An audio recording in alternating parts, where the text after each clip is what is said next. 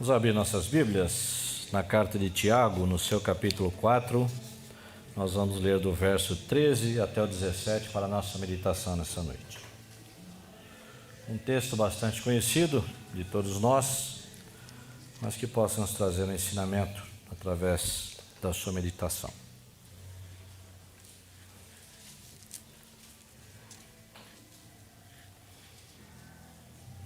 Carta de Tiago, no seu capítulo 4, versos de 13 a 17.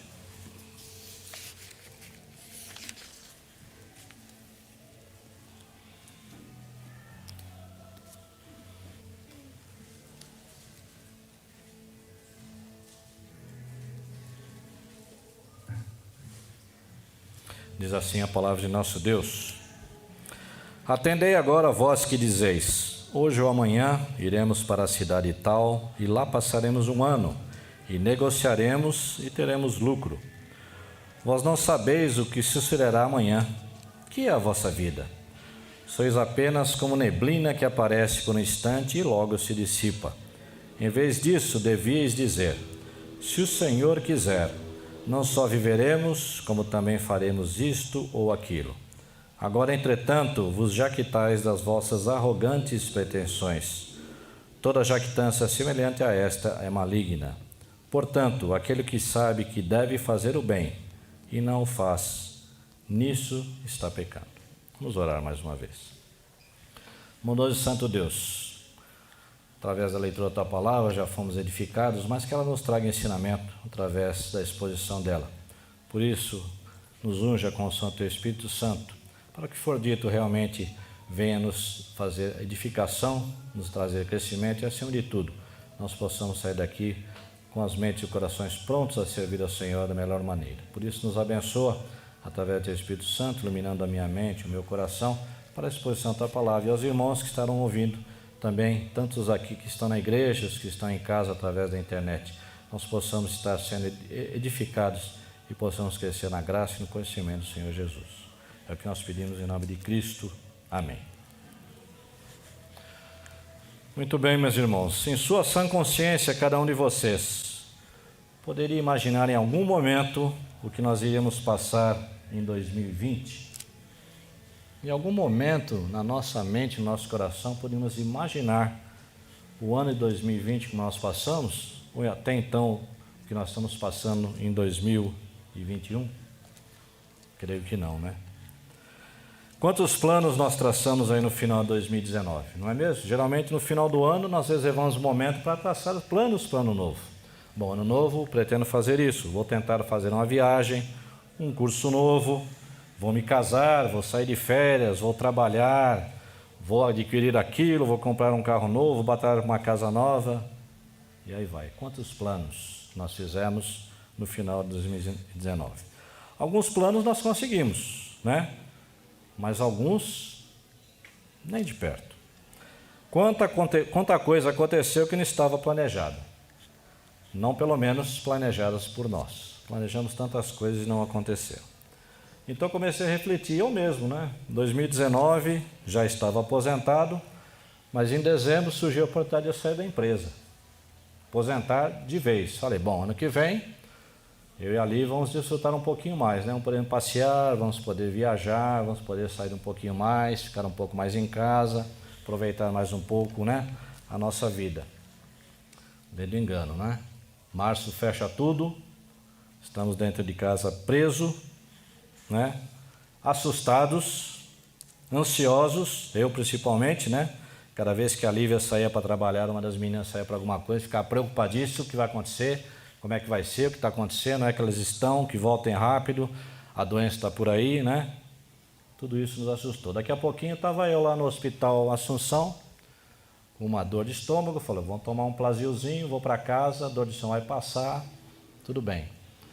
Daqui a pouco chega a médica e fala assim, eu vou providenciar a sua internação. O quê? Fui eu lá para o quarto, no outro dia aparece o médico e fala, então Moisés, já preparamos o centro cirúrgico, daqui a pouco vem te buscar. Falei para o médico, falei, o quê? O senhor vai retirar a vesícula. Oxe, não está no meu plano. Não estava? os nossos planos. Lá em casa ninguém estava planejando isso, mas são as coisas que vêm acontecendo com as nossas vidas, né? Engraçado, não estava nos meus planos, não é? Então, quando nós somos assim, ou seja, nós nos orgulhamos daquilo que nós somos, isso muitas vezes nos cega para a realidade da vida. Nós vemos lá no 121, no Salmo 121, quem é o guarda da nossa vida, quem é o Senhor da nossa vida, nosso Deus. Então nós, como seres humanos, nós fazemos planos, né? Mas muitas vezes nós fazemos planos como se o Senhor, Deus, não existisse. Isso é uma tolice completa. E é isso que nós vamos entender um pouquinho quando nós estamos meditando na passagem aqui de Tiago, no capítulo 4, versículo 13 a 17. Só para nós entendermos um pouquinho quem foi esse Tiago, né? Vamos fazer um pano de fundo dessa carta de Tiago para nós entendermos quem é esse Tiago e a respeito de que ele está falando e para quem ele está falando, né? Essa carta foi escrita provavelmente pelos historiadores entre 44 e 49 depois de Cristo. Então isso torna o livro de Tiago o livro mais antigo do Novo Testamento, ou seja, o primeiro que foi escrito, né? E na Bíblia nós temos 4 Tiagos. O Tiago apóstolo, que ele foi martirizado logo depois do Pentecostes, poucos anos depois, então possivelmente não foi esse que escreveu. Foi martirizado entre 36 e 37 depois de Cristo. Essa carta foi escrita mais ou menos entre 44 e 49 depois de Cristo. Tinha o Tiago, que era o pai de Judas, não o Iscariotes, o Tiago o menor que eles chamam, e esse Tiago que os historiadores dizem que é o escritor da carta, que é o irmão de Jesus. Após Jesus, Maria e José tiveram filhos, né? Jesus, filho através do Espírito Santo, mas depois Maria e José tiveram filhos, e esse Tiago possivelmente é o irmão mais velho, consanguíneo de Jesus, por parte de mãe, e é esse Tiago que escreve a carta. É interessante que esse Tiago, na realidade, ele é mencionado 2 vezes somente nos evangelhos. Em Mateus 13:55 e em Marcos 6:3, onde ele é identificado com um dos irmãos de Jesus Cristo. Esse Tiago somente se tornou um seguidor de Jesus após a sua ressurreição. Até então ele não cria em Jesus. Apesar de ser irmão, conhecer Jesus, ver tudo o que está acontecendo, ele não cria. Ele foi crer em Jesus depois da ressurreição, quando ele se encontra com o Senhor Jesus. E ele estava entre os discípulos da igreja primitiva, que estavam no cenáculo, quando eles estavam esperando a descida do Espírito Santo que Jesus estava anunciando no Pentecostes. Então ele falou para os discípulos: voltem para Jerusalém, que lá descerá o Espírito Santo. E eles foram para Jerusalém, e entre esses discípulos estava esse Tiago. Lá em Atos 1:14 está registrado: perseveravam de modo unânime em oração e súplica. Eles estavam no cenáculo, orando, aguardando a descida do Espírito Santo. Quando nós vemos o relato lá de Atos 1, nós vemos que entre eles estava esse Tiago, que era irmão de Jesus. Ele vem se tornar o principal líder da igreja de Jerusalém, chamado como coluna desta igreja, juntamente com Pedro e João. E ele era conhecido como Tiago o Justo, por sua devoção à justiça. E ele tinha um costume, os historiadores dizem, que todo dia ele ia ao templo orar para que as pessoas ouvissem o evangelho de Jesus e fossem convertidos. Ele foi martirizado na mão dos judeus no ano 63 depois de Cristo, conforme é relatado pelo historiador Flávio José. Então ele morre também em 63 depois de Cristo. Ele foi martirizado, sofreu por causa do evangelho. Os destinatários a quem ele escreve essa carta eram os cristãos judeus que haviam sido dispersos, possivelmente após o martírio que houve em Estevão, né? Então nós vemos lá em Tiago 1:1, que ele escreve aí aos dispersos, né? Diz aí: Tiago, servo de Deus e do Senhor Jesus Cristo, as 12 tribos que se encontram na dispersão, saudações. Então Tiago está endereçando essa carta aos cristãos judeus dispersos. 2 possibilidades: eles haviam sido dispersos depois do martírio de Estevão, que está registrado lá em Atos 7, de 54 até Atos 8:1. Então diz que depois da morte de Estevão houve uma grande perseguição sobre a igreja de Jesus. Então possivelmente esses cristãos fugiram nessa perseguição, ou então nos anos 31 a 34 depois de Cristo, quando a perseguição é feita por Herodes Agripa, que está lá registrado em Atos 12, versículo 1, ano 44 depois de Cristo. Herodes Agripa, ele vai ferozmente sobre todos os cristãos que se encontravam em Jerusalém, e houve uma grande perseguição também nesse ano para a igreja, então existe essa dispersão. Então, numa dessas duas dispersões, esses crentes se espalham pela Ásia Menor, momento em que Tiago escreve, mais para frente um pouquinho, 64, 65 depois de Cristo, nós vemos a carta de Pedro também, escrevendo a esses cristãos judeus que fazem parte da dispersão. Então, de um homem dessa posição, um homem líder da igreja de Jerusalém, que tinha a responsabilidade e também tinha autoridade, então se espera uma carta bastante pastoral, que é a carta de Tiago, com bastante conselhos práticos, concernentes a todas aquelas coisas que afetavam a vida espiritual da igreja, sendo que é exatamente isso que nós encontramos nessa carta de Tiago. Essa carta ela começa e termina com exortação. Então nós vemos lá em Tiago 1:1, ele faz uma pequena saudação. Tiago, servo de Deus, Senhor Jesus Cristo, a 12 tribos que se encontram em dispersão, saudações. No versículo 2 já introduz: meus irmãos, tende por motivo de toda alegria o passardes por muitas provações. E aí começam as exortações. Então uma carta bastante prática. Na realidade, é um manual de boas práticas cristãs que Tiago escreve aqui. Então quando você vai delineando a carta de Tiago, são ensinamentos sobre as práticas da vida cristã. Então ele vai desenvolvendo, vai falar sobre muitas coisas, sobre a sabedoria do alto, sobre as contendas, a fé sem obras é morta, e aí vai descrevendo. Nós chegamos aqui no capítulo 4, e Paulo vai falar a respeito de algumas pessoas que ele viam trafegando por todo aquele império romano da época, pessoas que eram mercadores, mas em muito se assemelha muitas vezes a nossas atitudes como os crentes em Cristo. Então nessa porção que nós vamos estudar é exatamente a respeito disso. Vai evidenciar aquilo que traz no nosso coração, muitas vezes, a arrogância diante do Deus Todo-Poderoso. E tenha certeza disso, muitas vezes nós somos arrogantes, às vezes até inconscientemente, mas nós somos arrogantes diante de Deus. Versículo 13 nos diz: atendei agora vós que dizeis, hoje ou amanhã iremos para a cidade tal e lá passaremos um ano e negociaremos e teremos lucro. Atendei agora vós que dizeis, ou seja, prestem atenção, estou falando com vocês, prestem atenção. Tiago está falando a questão judeus, negociantes. Você quer uma pessoa melhor negociante do que um judeu? Então eles estavam no seu ramo, eles estavam negociando.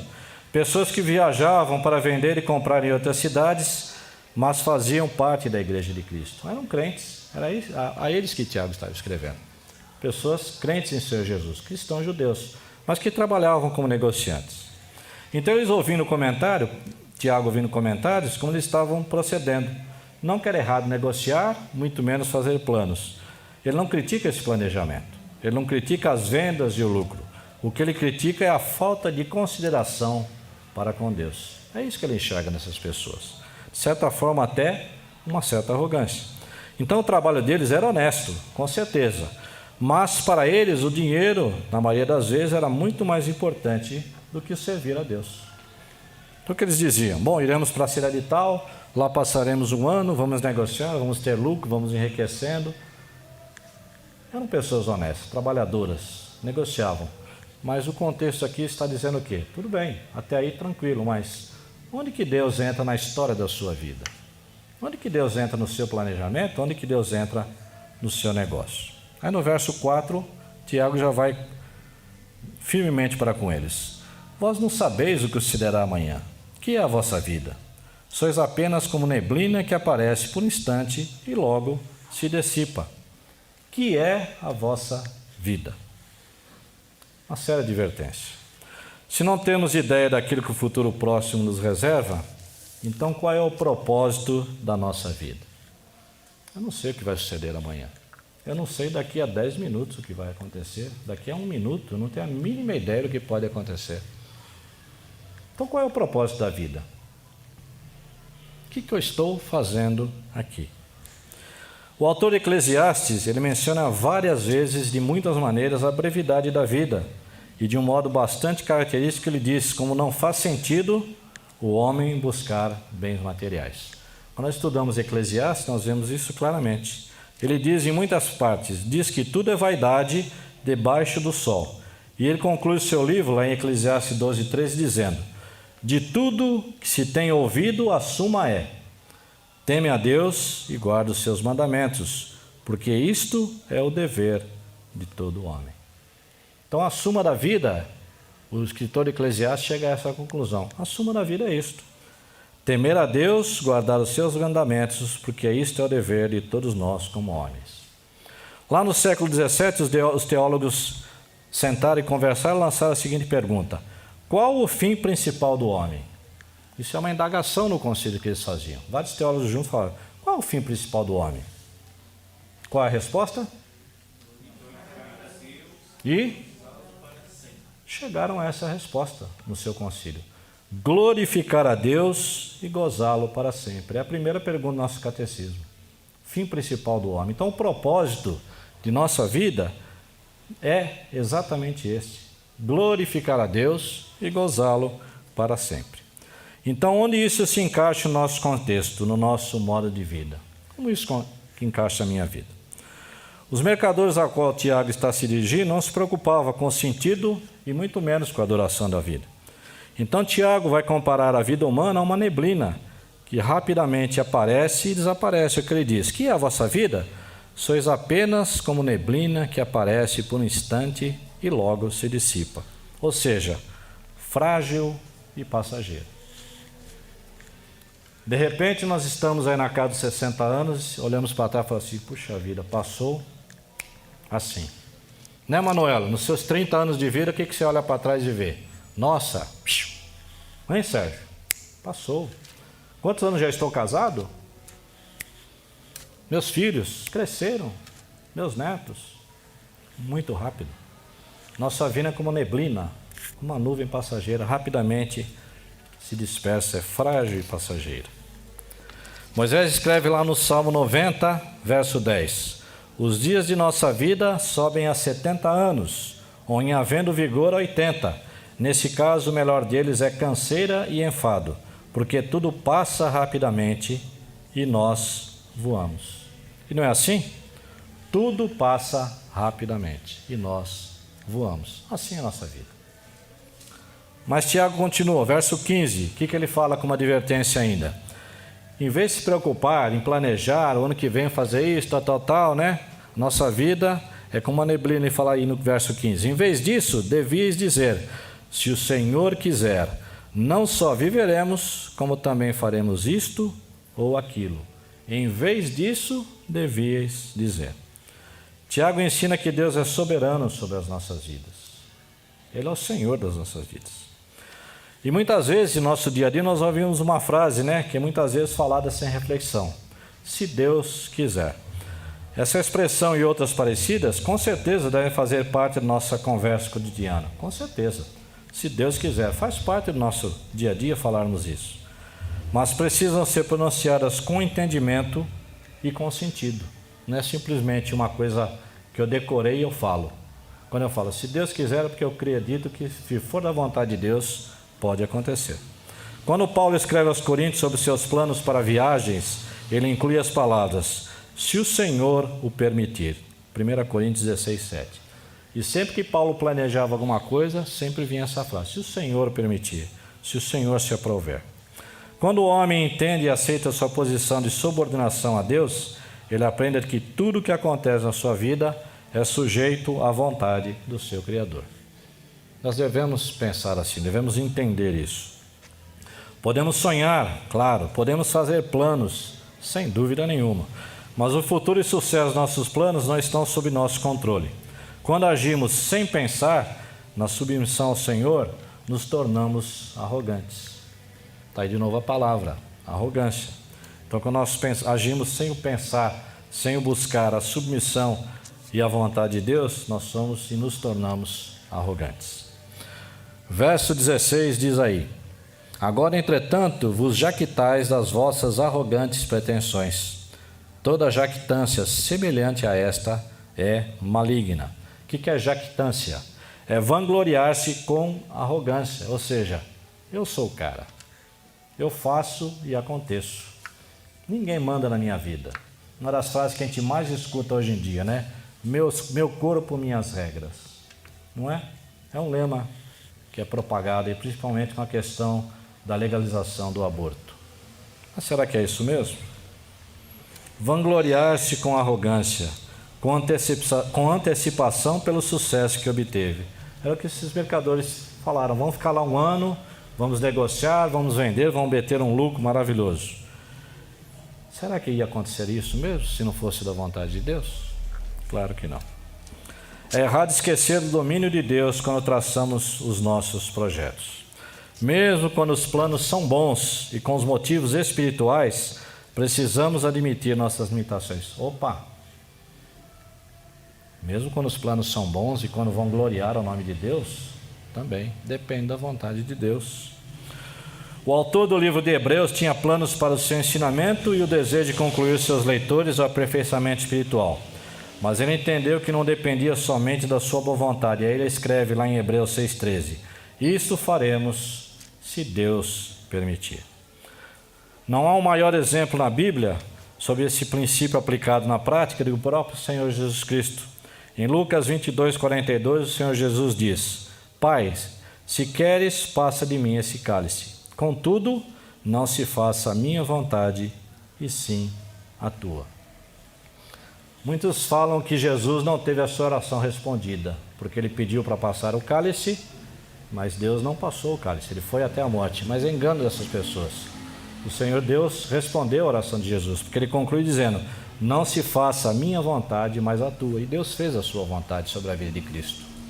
Agora imagine a nossa situação se Cristo não fosse à cruz, não morresse e não ressuscitasse.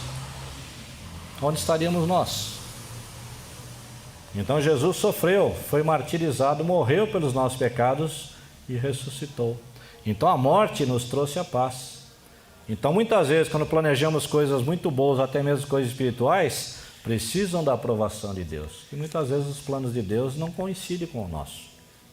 Os planos de Deus são soberanos. E muitas vezes as coisas que nós queremos fazer, por melhor que elas sejam, muitas vezes Deus barra, mas Ele tem um propósito maior sobre tudo isso. Isso nós precisamos de entender. Então, há áreas na nossa vida que nós não temos motivo de falar se Deus quiser, pois Ele já revelou o que Ele quer na sua própria palavra. Então nós não precisamos dizer, se Deus quiser. Alguns exemplos, né? Deus quer a nossa santificação. Lá em 1 Tessalonicenses 4,3 diz: pois essa é a vontade de Deus, a vossa santificação, que vos abstenhais da prostituição. Então não preciso buscar a vontade de Deus, ela já está expressa. Ele quer que nós nos santifiquemos. Sede santos, porque eu sou santo. Deus quer que nós oremos. 1 Tessalonicenses 5, 17 e 18 diz: orai sem cessar, em tudo dai graças, porque essa é a vontade de Deus em Cristo Jesus para convosco. Deus também quer que nós pratiquemos o bem em submissão à autoridade. Diz lá em 1 Pedro 2, 15 e 16: porque assim é a vontade de Deus, que pela prática do bem façais emudecer a ignorância dos insensatos, como livre que sois, não usando todavia a liberdade por pretexto da malícia, mas vivendo como servos de Deus. Interessante, né? Então nós já temos muitos planos de Deus expressos na sua palavra, que mostram para nós a sua vontade. Nós precisamos apropriar dela e colocar em prática. Mas o texto conclui no versículo 17 dizendo: portanto, aquele que sabe que deve fazer o bem e não o faz, nisso está pecando. Então a negligência também se torna um pecado. Quer seja o pecado de ação ou omissão, ela se torna uma afronta a Deus. Especialmente quando o pecador conhece os mandamentos de Deus. Então nós sabemos que nós temos que ser santos. Nós sabemos que nós devemos orar. Nós sabemos que nós devemos praticar o bem. Quando nós nos omitimos nessas coisas, estamos afrontando a vontade de Deus e estamos pecando. Então Tiago está nos mostrando exatamente isso. Nós estamos na dependência de Deus.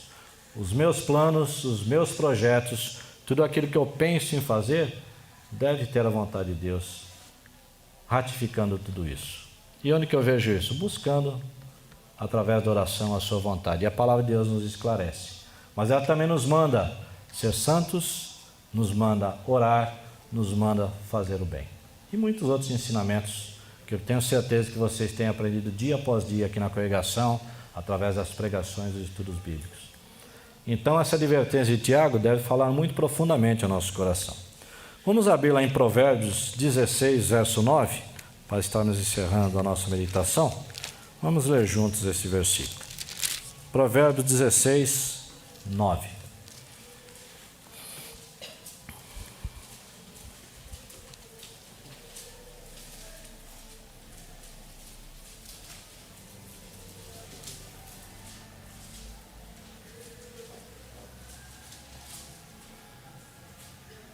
Achamos? Então leiamos todos juntos.